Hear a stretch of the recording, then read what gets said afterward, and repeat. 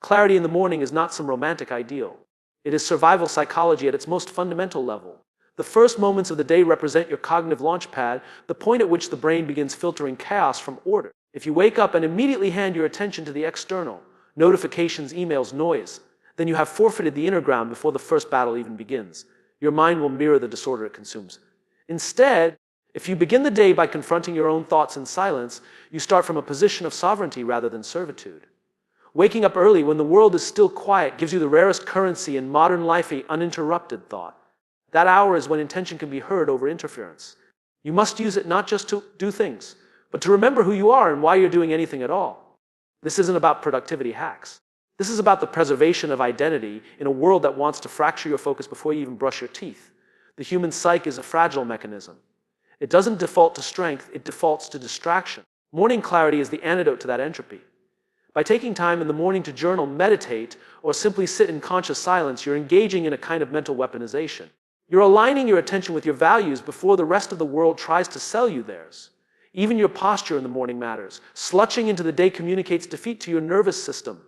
Rising, stretching, breathing deeply.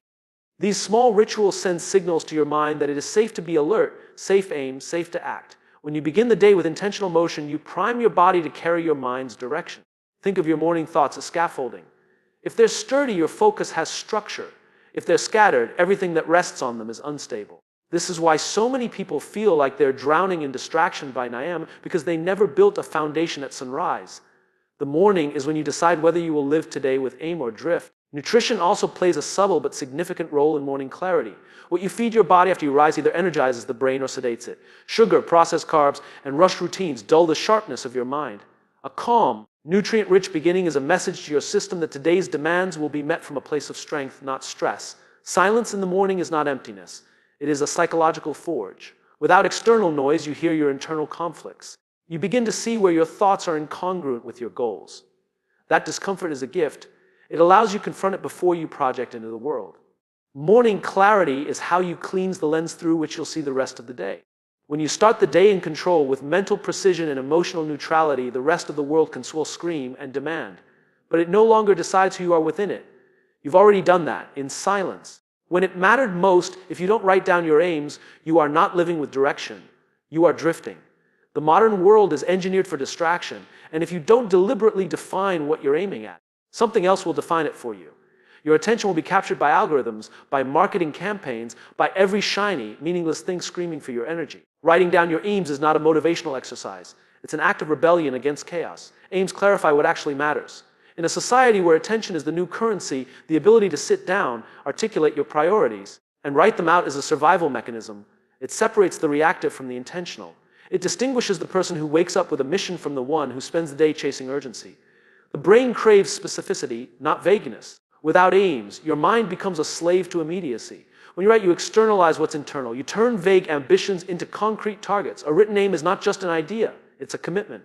It stares back at you. It exposes procrastination. It reveals when your actions don't match your desires. And that tension, if you're honest, becomes fuel. The friction between who you are and who you could be only becomes visible when you have something clear to measure against. Goals that stay in your head are subject to distortion. They're emotional, unstable, and easy to rationalize away. But when you write them, you give them shape, you give them force. You are forced to confront whether they are superficial or sincere. Writing removes the fog, and what's left is either a path or an excuse. There's no in-between. Every day you wake up, you are at war with entropy, with disorder, drift. Writing down your aim for the day is the equivalent of arming yourself. It is psychological armor. It doesn't mean the day will go perfectly, but it does mean you will not be operating blind. That matters more than most people realize, especially in a culture that thrives on your confusion. Your written aim is a boundary. It helps you say no, not out of guilt, but out of clarity. It anchors your decisions and protects your time from being hijacked by other people's agendas. If you don't write it, you don't own it. You may think you have goals, but if they aren't written, they don't exist. They're just mental noise, easily overrun by the next notification. Writing aims is not about control, it's about orientation. Even if your target shifts, even if circumstances evolve, you'll at least be moving with intent rather than spiraling in passivity. You can course correct, but you can't course correct nothing. An unwritten aim leaves you defenseless in a world that profits from your aimlessness. If you don't decide where you're going, someone else will decide for you. They'll offer convenience, comfort, and cheap gratification, but never meaning, never growth. Writing your aims is how you stay human in an environment designed to keep you reactive, emotional, and exhausted. The state of your physical environment is a direct reflection of the state of your mind. When your surroundings are chaotic, paper strewn across the desk, dishes piling up in the sink, clothes draped over furniture, it's not just a mess, it's a signal that your internal world is fraying, that your thoughts lack order, and that your actions are not oriented toward discipline or intention. The clutter outside becomes a mirror of the confusion within. Cleaning your space is not merely about aesthetics. It's a psychological intervention. It's a small but potent act of sovereignty over your domain. When you clean, you're doing more than moving objects. You are bringing structure to disorder. You are drawing a boundary between passivity and responsibility. And in that act, you reclaim part of your mind from the fog of negligence. People underestimate the power of simplicity. A clear room, free of excess, tells the nervous system it can relax. There are no hidden demands, no visual noise pulling you in 10 directions. You're not subconsciously scanning the room thinking of all the things you haven't done. You're present. You're grounded. A tidy space reduces decision fatigue, minimizes distraction, and reinforces the idea that you are in control of your environment. Order is not about perfection, it's about orientation. You might not always have the energy to maintain spotless surroundings, but the act of regularly resetting your space is a ritual of renewal. It's a statement that chaos is not your master. And for people who struggle with internal overwhelm, this external structure can become a life raft. You can't always fix your thoughts, but you can clear your table, you can sweep the floor, you can create a place where clarity becomes possible. Your space is sacred. Whether it's a single room, a corner of a shared home, or a studio apartment, it should serve your highest aims, not hinder them. If your space is full of distraction, you will struggle to focus. If your space is full of junk, you will feel emotionally weighed down. A tidy environment isn't sterile, it's purposeful. It invites creativity. It gives your mind breathing room. Clutter multiplies stress. It delays action. It keeps you tethered to unfinished business. It is the physical representation of deferred responsibility. And when you avoid confronting that mess, you're avoiding something deeper, the discomfort of facing your own inertia. Cleaning forces you to engage, to decide, to discard, and to prioritize, and that process sharpens the mind. Discipline is forged through repetition, and keeping your space tidy is one of the most repeatable disciplines available to you. It doesn't require genius or insight, only decision and follow through. And that matters because every time you choose order over chaos, you reinforce a neural pattern of responsibility. You send a message to yourself that your actions matter, that your space is worth maintaining, that your mind deserves clarity. In a world filled with noise, a clean space is a rebellion. It's a deliberate choice to foster stillness in the midst of pressure, to protect your cognitive bandwidth, to make space for deeper thinking. Saying no is not a rejection of others. It's an affirmation of your values. When people fail to say no, it's rarely because they don't understand their limits, but because they don't want to feel the discomfort of disappointing someone. That avoidance turns into a habit, and before long, they're buried under obligations that have nothing to do with their core aims. A life spent constantly accommodating others is a life lived reactively, not intentionally. Discipline begins with boundaries. And boundaries require the capacity to say no, calmly, clearly, and without apology. Not from a place of anger, not from a place of resentment, but from principle. Emotionally driven responses, saying yes to avoid conflict or no to spite someone, erodes self-respect over time. But when you say no from discipline, you become more trustworthy to yourself and to others. Every yes that is not carefully chosen becomes a debt. You owe time, energy, and presence to commitments that were made emotionally, not rationally. And those debts compound. You may think you're being helpful, even generous, but in reality, you're betraying the long-term goals that require your time and attention to build anything meaningful. Whether it's a career, a relationship, or a sense of peace, you must protect your time with vigilance. People who cannot say no eventually lose the ability to say yes to the right things. Their lives become full but unfulfilled. Their calendars are packed, but their hearts are restless. They are overextended, exhausted, and often quietly resentful. Saying no when done with integrity is not selfish, it is stewardship. It is recognizing that your time and energy are finite and therefore sacred. Discipline requires discomfort. Saying no will not always feel good. It may make you appear cold or difficult in the eyes of others. But those are short-term consequences. The long-term reward is clarity, focus, and the ability to show up fully for the things that truly matter. When you no longer fear the discomfort of other people's reactions, you gain an incredible amount of internal freedom. This is not about becoming rigid or inflexible. It's about being intentional. There are times when sacrifice is necessary, when helping others pulls you out of your comfort zone in a way that strengthens your character.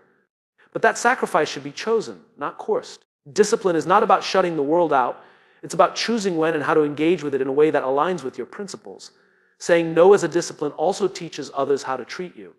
If you always bend, people stop asking if you're willing, they just assume you will.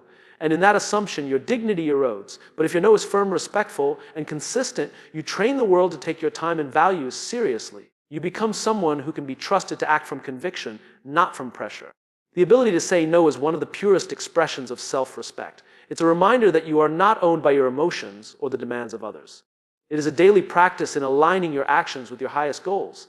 And it is a necessary act of rebellion in a world that profits from your distraction and your exhaustion. Scheduled solitude is not a luxury, it is a discipline. In a world saturated with noise, attention is currency and every distraction demands payment. The mind cannot function at its highest capacity when it is constantly being pulled by stimuli. Solitude is not about isolation for its own sake. It is about creating the conditions in which thought can sharpen and clarity can return. Without it, focus withers under the pressure of constant interruption. When solitude is intentional and consistent, it becomes a ritual of mental recalibration. It's not just time alone, it's time protected for the purpose of confronting your own mind. You sit with your thoughts, your questions, and your discomfort. This is where self-honesty is forged, not in the presence of others, but in the silence that cannot be escaped. Focus is not something you turn on like a switch. It's something you rebuild in the absence of noise. Solitude gives you distance from the social performance. We all wear masks, subtle, polite, necessary masks, but over time they exhaust us. Being alone without needing to impress, persuade, or entertain allows the self to breathe again. In that breathing space, the brain reorganizes itself, ideas settle, priorities reemerge, and decisions that once felt overwhelming become startlingly clear. Solitude clears the emotional clutter so focus can find a foothold. Most people fear solitude because it reveals what they've been avoiding. That fear drives them toward constant stimulation, news, conversations, digital scrolling, because silence forces the internal dialogue into the foreground.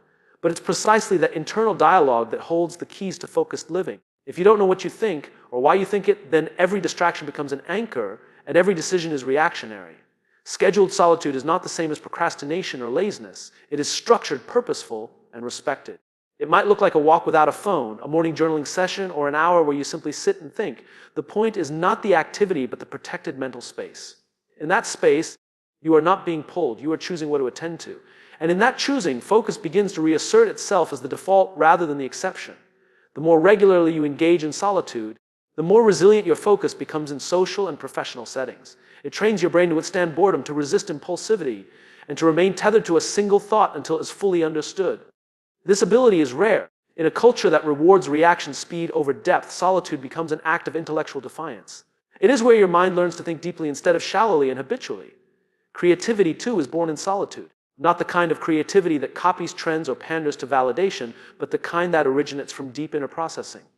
When you are alone, you are more likely to access those strange and useful thoughts that don't arrive in a crowd. Solitude makes space for originality because it silences the noise of expectation, and in that silence, focused creation becomes possible. The truth is, if you don't schedule solitude, the world will consume every available corner of your attention.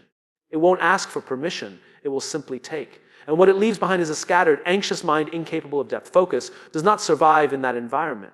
But when you carve out time for solitude as a non-negotiable practice, you rebuild the strength of your attention and reclaim the clarity necessary to live with purpose and direction. Motivation is emotional. It comes in waves. One day you feel ready to conquer the world, and the next, even brushing your teeth feels like a monumental task. Repetition, on the other hand, is structure. It doesn't care how you feel, it cares that you show up. And over time, what you do repeatedly will carve out who you are far more than what you feel any given moment. We're obsessed with motivation because it's romantic. It makes the story sound better. I had a dream, I felt inspired, and I acted. But most of life doesn't work like that. Success, growth, resilience, these aren't born from fiery feelings. They're the product of showing up again and again in the absence of excitement. Repetition is humility. It says, I don't need to feel like it to do it. When you repeat an action enough times, it becomes part of your nervous system. You don't have to think about brushing your teeth. You just do it. That same principle applies to every domain of life. If you want to think clearly, practice thinking clearly every day. If you want to be disciplined, act with discipline every day. The repetition trains the behavior until it becomes automatic, and that's when it becomes powerful. The mistake most people make is waiting until they feel ready. They assume they need inspiration to begin, but what they actually need is rhythm. Rhythm builds momentum, and momentum builds belief. Eventually, the discipline feels easier than the chaos. But getting to that place requires doing the work long after the novelty wears off and long before the rewards become visible. Repetition teaches the brain what matters. It tells your mind to, this is important enough to revisit. That act of consistent reinforcement strengthens neural pathways. Whether it's a thought pattern, a physical skill, or a spiritual habit, it becomes etched into your behavior. This is not about blind routine. It's about deliberate, meaningful repetition, the kind that reshapes identity. Motivation is reactive, repetition is generative. When you rely on motivation, you're at the mercy of circumstance. Bad weather, poor sleep, a critical comment, any of these can derail you. But when you're built on repetition, those things become background noise. You've trained yourself to act regardless. And that's what separates maturity from wishful thinking, action taken in the absence of mood. Repetition is not glamorous, it's not flashy. No one applauds you for waking up at the same time, doing the same workout, writing the same journal entry, practicing the same piece of music. But over years, those unnoticed acts compound. The person who can endure repetition without complaint becomes the one who quietly surpasses those who depended on adrenaline and excitement. There's a reason ancient traditions, warrior cultures, and elite performers all emphasize repetition. It's not because they lack inspiration. It's because they understand how fragile motivation is. True strength is built on what you can do repeatedly when no one's watching, no one's clapping, and you don't even feel like clapping for yourself. Your energy is not infinite. It is a finite currency, just like time or money, and how you spend it determines the quality of your life. Yet most people throw it away carelessly, on meaningless arguments, toxic people, and tasks that drain rather than build. Protecting your energy means you become radically selective about where your attention goes, because energy follows attention, and attention shapes reality. Every decision you make has an energetic cost. Every conversation, every commitment, every emotional investment, these are transactions. Some leave you richer in clarity and strength, others bankrupt you in confusion and fatigue. The failure to recognize this is what leaves so many people in a chronic state of exhaustion.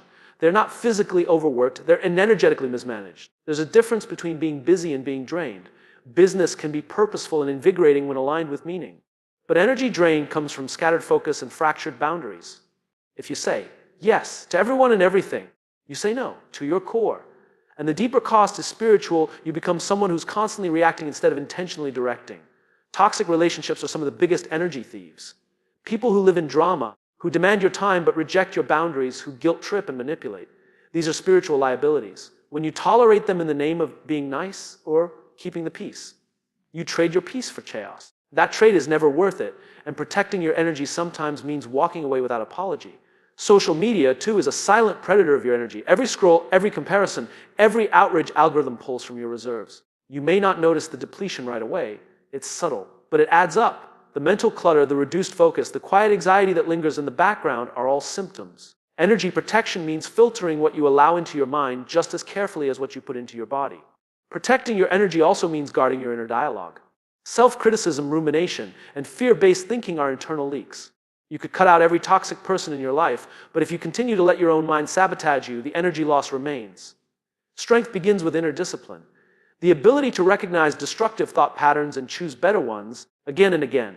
Sleep, nutrition, movement, and solitude are not luxuries, they are energy investments. When you neglect them, you are making a withdrawal from your physical and emotional reserves. And over time, that depth shows up as burnout, resentment, illness.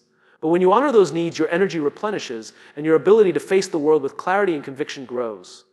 Finally, protecting your energy requires the courage to live by principle rather than pressure. You stop explaining your boundaries. You stop negotiating your worth. You stop performing for approval. Instead, you root yourself in integrity, and from that grounded place, you choose carefully, speak clearly, and walk deliberately through a world that constantly demands more than it deserves from you when the day comes to a close. Most people collapse into distraction, scrolling, numbing, or mindlessly consuming. But this is the most critical window of time, not for attainment, not for integration. The mind needs closure. Without it, thoughts remain unsettled, lessons go unrecognized, and patterns repeat without correction. Reviewing the day isn't about guilt or nostalgia. It's about turning experience into wisdom. Every day is a classroom and every interaction a lesson. But unless you pause and reflect, you miss the meaning embedded in the chaos. You miss the emotional responses that could have taught you about your triggers. You miss the moments of grace where you handled something better than before. Ending the day by reviewing it is the habit of a person committed to self-awareness. This review isn't complex. It's brutally honest. You ask yourself, where was I aligned today? Where did I betray myself? What did I say that I didn't mean? What did I hold back that needed to be spoken? These aren't questions for shame. They're questions for refinement. The goal is not perfection, but trajectory. Are you becoming more or less the person you're aiming to be? By reviewing your day, you begin to track recurring themes. You'll notice where your energy leaks.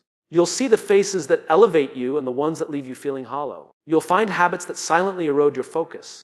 These aren't grand revelations, but small signals. But those signals, gathered daily, shape the course of your character over time. Writing it down, just a few lines, cements this process. The pen moves slower than thought, and that slowness invites depth. You begin to notice nuance. Maybe that outburst wasn't just anger, but old fear resurfacing. Maybe that tension in the room wasn't about what was said, but what wasn't said. The journal becomes a mirror, and if you're brave enough, it starts telling you things no one else will. This process also restores agency. Instead of letting the day happen to you, you reassert authorship. You examine your role in the script. You ask, did I react or respond? Did I operate from clarity or insecurity? These reflections return power to where it belongs, not in controlling others, but in governing your own mind. Reviewing the day isn't a ritual of sentiment. It's strategic. It trains the mind to close loops. It reduces anxiety by resolving ambiguity. It prepares you for deeper sleep, because when the mind has been emptied onto paper, it stops spinning its wheels in the dark. Clarity invites rest. An arrested mind wakes up stronger. What begins as a discipline becomes a sanctuary. 10 quiet minutes at night can create a lifetime of insight. This is not about productivity, it's about alignment. It's not about doing more, it's about becoming more attuned to the life you're already living.